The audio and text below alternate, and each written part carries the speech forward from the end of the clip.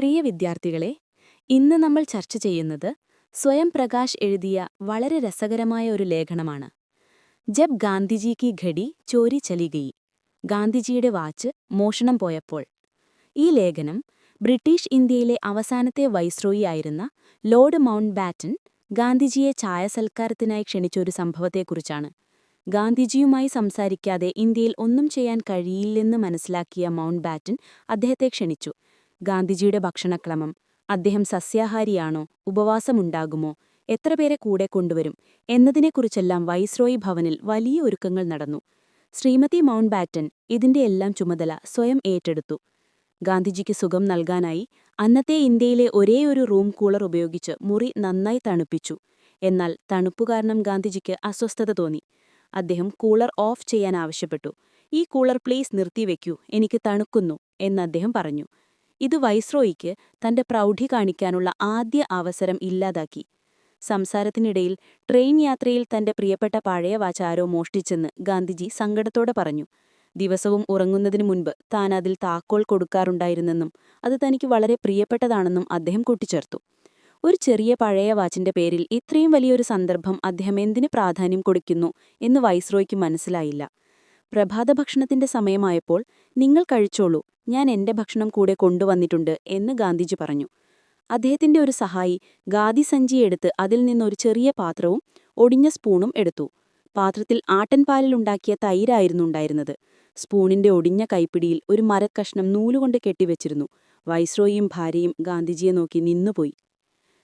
ഗാന്ധിജിയുടെ ഈ പ്രവൃത്തികൾക്കെല്ലാം പിന്നിൽ വലിയ രാഷ്ട്രീയ സന്ദേശങ്ങൾ ഒളിഞ്ഞിരിപ്പുണ്ടായിരുന്നു എന്ന് ലേഖകൻ പറയുന്നു. കൂളർ ഓഫ് ചെയ്യിച്ചത് തണുപ്പുള്ള മുറികളിലിരുന്ന് ഇന്ത്യയെ ഭരിക്കാൻ കഴിയില്ല എന്ന സന്ദേശം നൽകാനായിരുന്നു. വാച്ച് മോഷണത്തെക്കുറിച്ച് ഇത്രയധികം പറഞ്ഞതിലൂടെ ലോകം കൊട്ടിഘോഷിക്കുന്ന ബ്രിട്ടീഷ് ഭരണത്തിൽ തന്റെ വാച്ച് പോലും സുരക്ഷിതമല്ലെന്ന് പറയാനുള്ള ഒരു മാർഗമായിരുന്നു അത്. അടുത്ത ദിവസത്തെ പത്രങ്ങളിൽ ചർച്ചകളെക്കുറിച്ചുള്ള വാർത്തകളേക്കാൾ വലുതായി ഈ മോഷണവാർത്തയാണ് വന്നത്. സ്വന്തം ഭക്ഷണം കൊണ്ടുവന്നത് ഇന്ത്യയിലെ പാവപ്പെട്ട ജനങ്ങൾക്ക് ലഭ്യമായ ആട്ടിൻപാലിന്റെ പ്രാധാന്യം ഊന്നിപ്പറയാനും ഇന്ത്യക്കാർ സ്വന്തം അധ്വാനത്തിൽ ജീവിക്കുമ്പോൾ ബ്രിട്ടീഷ് സാമ്രാജ്യത്വം മറ്റുള്ളവരുടെ കൊള്ളയടിയിൽ സുഖിക്കുന്നു എന്ന് പറയാനുമുള്ള ഒരു സൂചനയുമായിരുന്നു. ഇനി നമുക്ക് ഈ ലേഖനത്തിന്റെ മലയാളം പരിഭാഷ നോക്കാം. ലോർഡ് മൗണ്ട് ബാറ്റൻ ബ്രിട്ടീഷുകാരുടെ അവസാനത്തെ വൈസ്രോയിയായി ഇന്ത്യയിൽ വന്നപ്പോൾ ഗാന്ധിജിയുമായി സംസാരിക്കാതെ ഇന്ത്യയിലൊന്നും ചെയ്യാൻ കഴിയില്ലെന്ന് അദ്ദേഹത്തിന് തോന്നി. അതിനാൽ അദ്ദേഹം ഗാന്ധിജിയെ ചായസൽക്കാരത്തിനായി ക്ഷണിച്ചു. ഗാന്ധിജി അത് സ്വീകരിക്കുകയും ചെയ്തു. വൈസ്രോയിയുടെ വസതിയിൽ ഈ ചായസൽക്കാരത്തിനായി വലിയ തയ്യാറെടുപ്പുകൾ തുടങ്ങി. ഗാന്ധിജി ചായയാണോ പാലാണോ കുടിക്കുക? അദ്ദേഹം സസ്യാഹാരിയാണോ മാംസാഹാരിയാണോ? കസേരയിലും മേശയിലും ഇരുന്നാണോ അതോ തറയിലിരുന്നാണോ ഭക്ഷണം കഴിക്കുക? പാചകക്കാരൻ ബ്രാഹ്മണനായിരിക്കേണ്ടത് ആവശ്യമുണ്ടോ? അന്ന് അദ്ദേഹത്തിന് ഉപവാസമുണ്ടാകുമോ? അദ്ദേഹത്തോടൊപ്പം എത്ര പേര് വരും? അവർ എന്ത് കഴിക്കും? ഗാന്ധിജിക്ക് പ്രഭാതഭക്ഷണമായി എന്ത് കഴിക്കാനാണ് ഇഷ്ടം? അതിനായി പാചകക്കാരെ എവിടെ നിന്ന് വരുത്തും? സാധനങ്ങൾ എവിടെ നിന്ന് വരുത്തും? ഇതൊക്കെയായിരുന്നു ആശങ്കകൾ. ഇതിന്റെ എല്ലാം ചുമതല ശ്രീമതി മൗണ്ട് ബാറ്റൻ സ്വയം ഏറ്റെടുത്തു. അതൊരു വേനൽക്കാലമായിരുന്നു. ഗാന്ധിജിയെ ഇരുത്തേണ്ട മുറിയിൽ 1 മണിക്കൂർ മുൻപേ റൂം കൂളർ ഓടിച്ച് നന്നായി തണുപ്പിച്ചു. ആ കാലത്ത് ഇന്ത്യയിൽ ഒരേയൊരു റൂം കൂളർ മാത്രമേ ഉണ്ടായിരുന്നുള്ളൂ എന്ന് പറയുന്നു. ഗാന്ധിജിക്ക് ആശ്വാസം നൽകുക എന്നതായിരുന്നു ലക്ഷ്യം. എന്നാൽ അവിടെ വെച്ചാണ് കുഴപ്പങ്ങൾ ആരംഭിച്ചത്. ഗാന്ധിജി തന്റെ ധോത്തി കൊണ്ട് ദേഹം നന്നായി മൂടി ആ തണുത്ത മുറിയിലെ കസേരയിൽ ചുരുണ്ടുകൂടിയിരുന്നു. അസ്വസ്ഥത പ്രകടിപ്പിച്ചു. കുനുകുനുക്കുന്നാൻ ആരംഭിച്ചു. ലോർഡ് മൗണ്ട് ബാറ്റൻ വലിയ രാഷ്ട്രീയ കാര്യങ്ങൾ സംസാരിക്കുകയായിരുന്നു. ഗാന്ധിജിക്ക് താൽപ്പര്യമില്ലാതെ "അതെ, എന്നൊക്കെ പറഞ്ഞുകൊണ്ടിരുന്നു. ഒടുവിൽ മൗണ്ട് ബാറ്റൻ "എന്തുപറ്റി?" എന്ന് ചോദിച്ചു. ഗാന്ധിജി പറഞ്ഞു, "ദയവായി ഈ കൂളർ ഓഫ് ചെയ്യൂ, എനിക്ക് തണുക്കുന്നു." അങ്ങനെ തന്റെ പ്രൗഢി കാണിക്കാനുള്ള ആദ്യ അവസരം വൈസ്രോയിക്ക് നഷ്ടമായി. എന്തായാലും സംസാരം തുടർന്നു. പക്ഷെ ഗാന്ധിജി പ്രത്യേക താൽപ്പര്യമൊന്നും കാണിച്ചില്ല. വീണ്ടും എന്തുപറ്റിയെന്ന് വൈസ്രോയി ചോദിച്ചപ്പോൾ ഗാന്ധിജി പറഞ്ഞു, "ഞാൻ ഇങ്ങോട്ട് വരുമ്പോൾ ട്രെയിനിൽ വെച്ച് ആരോ എന്റെ വാച്ച് മോഷ്ടിച്ചെന്ന് എനിക്ക് പരിയെന്താണ് തോന്നിപ്പോവുകയാണ്. അത് വളരെ പഴയതും എനിക്ക് പ്രിയപ്പെട്ടതുമായിരുന്നു. ഞാനതെന്റെ ധോത്തിയിൽ അരയിൽ കെട്ടിയിടാറുണ്ടായിരുന്നു. ആവശ്യമുള്ളപ്പോൾ എടുത്ത് സമയം നോക്കും.